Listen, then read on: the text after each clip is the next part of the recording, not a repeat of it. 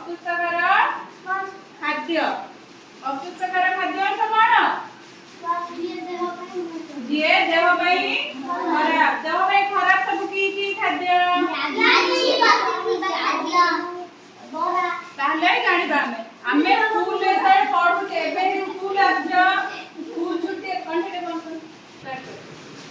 ପିଲାମାନେ ଆମେ ଯେତେବେଳେ ସ୍କୁଲରୁ ଯାଉଛେ ସଙ୍ଗେ ସଙ୍ଗେ ଯାଇକି କଣ କିଏ ଦୋକାନ ଯାଉଛ, କିଏ କୁରକୁରେ ଆଣୁଛ, କିଏ ଚକୋଲେଟ ଆଣୁଛ, କିଏ ପେପ୍ସି ଆଣୁଛ, ସବୁ ଆଣିକି ଖାଉନ?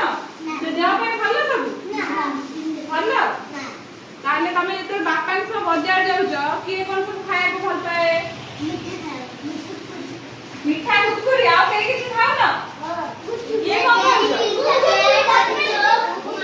ଗୁପଚୁପ, ଦହିବରା, ଆଳୁଚପ, ଆଇସ୍କ୍ରିମ, ଆଉ କଣ? ହଁ ଚକୋଲେଟ, ଆଉ କଣ ସବୁ ଖାଉଛ? ହଁ କୋଲ୍ଡ ଡ୍ରିଙ୍କ୍ସ ସବୁ। ତାହେଲେ କଣ ଆମେ ସବୁ କଣ ଖାଉଛେ? ଅସୁସ୍ଥକର ଖାଦ୍ୟ ଖାଉଛେ। ଖାଉଛେ କି ନାହିଁ?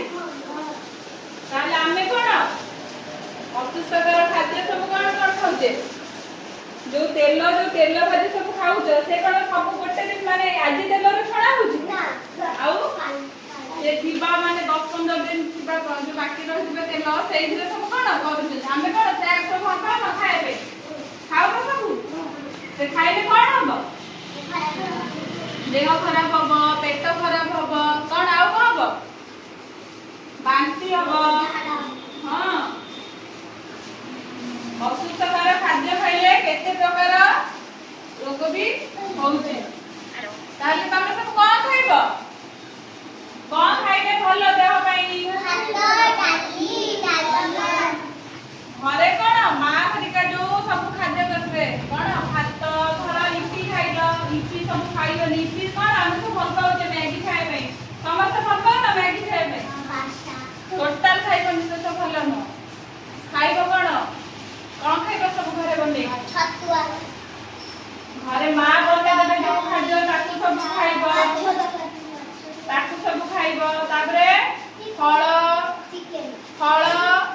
ସବୁ କଣ ଖାଇବ? ଆପେଲ, ଅଙ୍ଗୁରୁ, ଲେମ୍ବୁ, କମଳା, ଏସବୁ ଖାଇଲେ ଦେହ ପାଇଁ କଣ ଭଲ। ଅସୁସ୍ଥକର ଖାଦ୍ୟ ସବୁ ଖାଇଲେ କଣ ଦେହ ପାଇଁ କେତେ ଖରାପ ହଉଛି, କେତେ ରୋଗ ହଉଛି, ପେଟ ଖରାପ ହଉଛି, କେତେ ପ୍ରକାର ବାହାରୁନି? ହଁ କେତେ କଣ ହଉଛି, ପେଟ ଖରାପ ହଉଛି।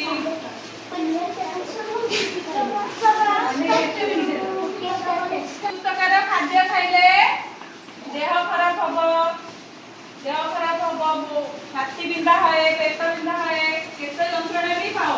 ତମେ କଣ ଖାଇବ? ଫଳ ଖାଇବ।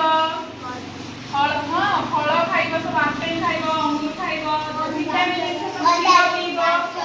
କ୍ଷୀର, ଗାଜର, କଦଳୀ, ସେଇ ସବୁ ଖାଇବ। ଆଜି ପଢିକି ଭଲ ଲାଗିଲା? ଭଲ ଲାଗିଲା? ଭଲ ଲାଗିଲା? ସମସ୍ତେ ଭଲ ଲାଗିଛି?